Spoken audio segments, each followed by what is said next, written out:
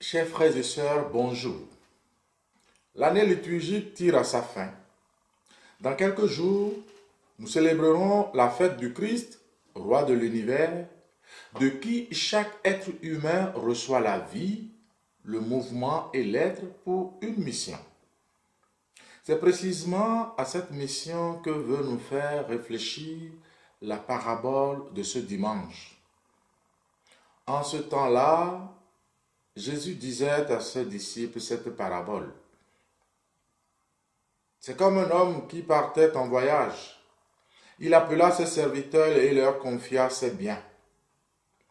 À l'un, il remit une somme de 5 talents, à un autre 2, au troisième un seul, à chacun selon ses capacités. Puis il partit. Aussitôt, celui qui avait reçu les 5 talents s'en alla pour les faire valoir et en gagna 5 autres.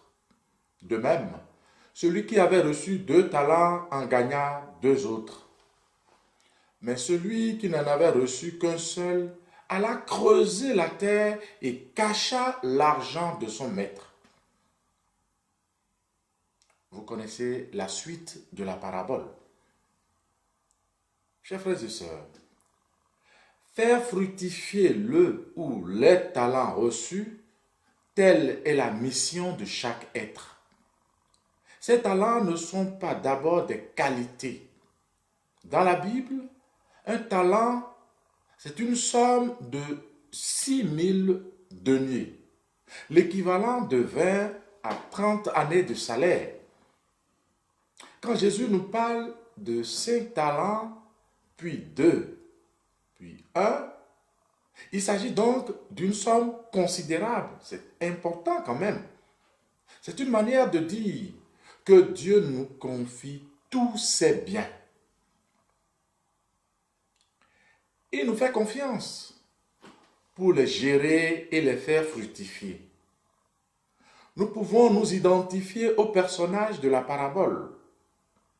Ce qui est sûr, chacun de nous a reçu au moins un talent.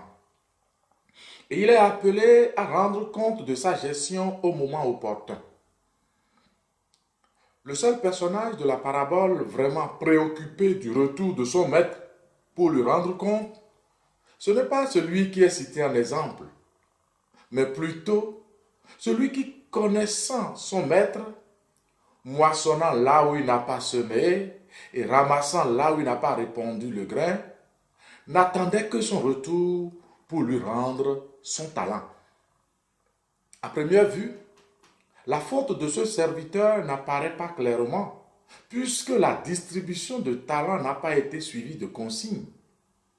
De ce point de vue, on pourrait le féliciter de l'avoir sécurisé quand même. C'est d'ailleurs pour cela qu'il était préoccupé du retour de son maître, pour s'en débarrasser au risque de le perdre. Les 2 premiers ne se posent pas de questions. À peine leur maître est-il parti, qu'ils reprennent aussitôt le travail, continuant leur activité comme si le maître était toujours là. Pour eux, rien ne semble avoir changé, tant le souvenir de leur maître demeure vivant dans leur mémoire. De fait, le maître n'a jamais quitté la maison de leur cœur. Pourtant, c'est bien les 2 premiers serviteurs qui ne se préoccupent ni du départ ni du retour de leur maître que la suite du récit désigne comme modèle de l'attitude juste. Alors que le troisième s'entendra reprocher son manque d'initiative. Lui qui était tellement préoccupé de ne rien perdre de ce que le maître lui avait confié. Nous ne pouvons pas nous passer de Dieu pour réussir notre mission sur la terre. Chacun des serviteurs a agi conformément à l'image de Dieu qu'il portait en son cœur. Les 2 premiers ont accueilli la révélation du Dieu de tendresse et de miséricorde, du Dieu bon et fidèle. S'inspirant de ce modèle, eux-mêmes ont agi ainsi. Et ce faisant, ils se sont laissés façonner à son image. Aussi, à son retour, le maître ne les traite-t-il pas comme des serviteurs, mais comme des fils? Il ne récupère ni son bien, ni la plus-value. Il se contente de constater la fécondité des efforts de ses bons et fidèles serviteurs et de leur promettre de plus grandes responsabilités puisqu'ils se sont montrés dignes de sa confiance.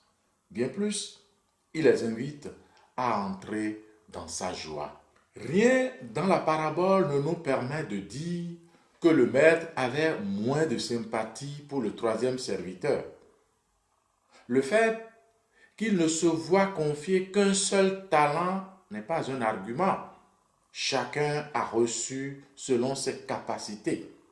Il était capable de doubler son talent, mais il ne l'a pas fait, parce qu'il ne voyait en Dieu que l'image d'un maître qui fait travailler les autres pour lui et qui réclame ce qui ne lui appartient pas. Au lieu de voir en lui l'image d'un père bon qui fait confiance à son serviteur comme à un fils. Il ne se sentait pas fils, mais serviteur.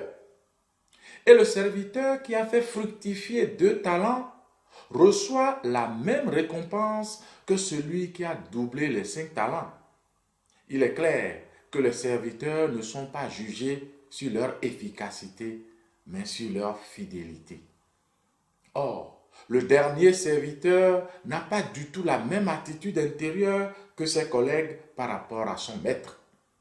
Loin de lui faire confiance, il ne veut courir aucun risque. Il n'entreprend rien pour faire fructifier le talent qui lui a été confié. Lui aussi agit envers le maître conformément à l'image qu'il s'en est faite. Ainsi, il s'est fait déshériter de la joie des fils et renvoyé de la présence de celui qu'il n'a pas voulu reconnaître comme père. À celui qui a, on donnera encore, et il sera dans l'abondance.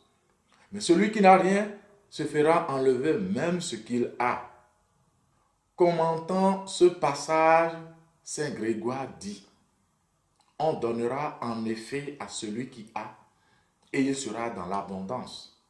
Parce que celui qui a la charité reçoit aussi les autres dons.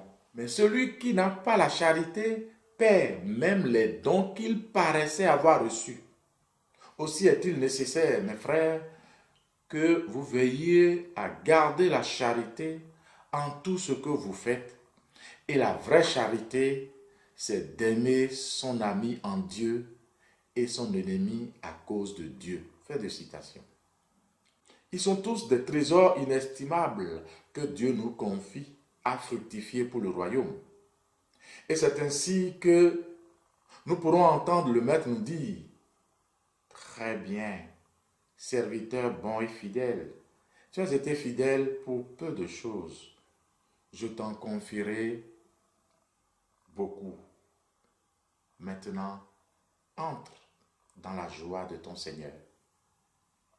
Bon partage.